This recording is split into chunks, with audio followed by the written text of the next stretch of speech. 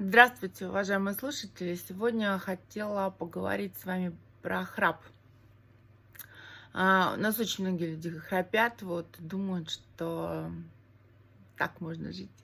На самом деле храп это опасно, и я призываю всех молодых оториноларингологов спрашивать у пациентов, храпят они или нет. Почти все пациенты с искривлением носовой перегородки храпят. Конечно же, это есть определенный хабитус такого пациентов, да, то есть еще храпят пациенты, у которых повышенный индекс массы тела. И при осмотре глотки всегда это тоже видно, что человек храпит.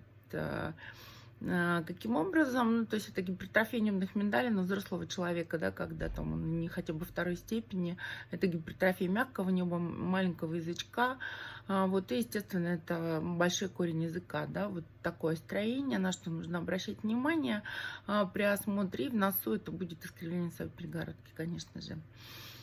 И что первое нужно сделать, да, это ни в коем случае не оперировать пациента без каких-либо обследований. Никаких язычков не отрезать, никаких мягкое небо, никаких проколов не делать под местной анестезией.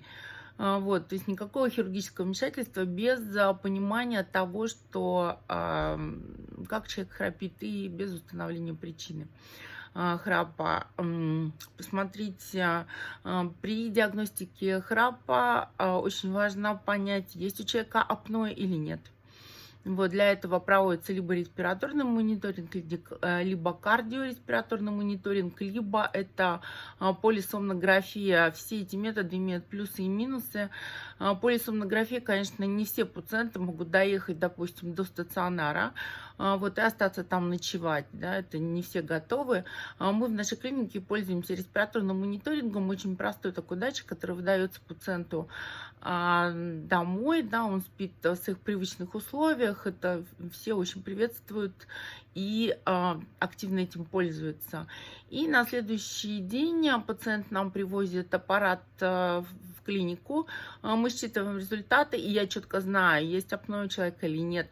Если есть апноэ, то какой степени тяжести. И в зависимости от степени тяжести апноэ, в зависимости от того, что пациент имеет в носу и в глотке, да, мы планируем с ним лечение. Только таким образом нужно это делать, да, с храпом. Ничего там вслепую не отрезать. И я пришла к такому выводу, что одна овулотомия, она ни к чему не ведет. То есть я достаточно много пациентов прооперировала с храпом, там, с апноэ легкой либо средней степени тяжести.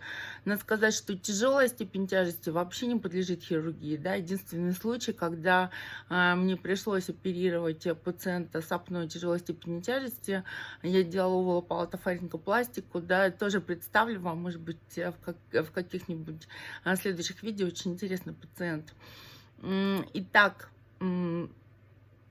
всем пациентам фактически, я пришла сейчас к выводу по показаниям, если это легкая либо средняя степень тяжести апноэ, либо это просто обычный храп, эффективно делать овулопалатофарингопластику, никаких овулотомий, никаких там рубцующих моментов в мягком небе, я не видела никакого эффекта от этого. От овулопалатофарингопластики реально есть эффект. Только по показаниям. Благодарю всех за внимание.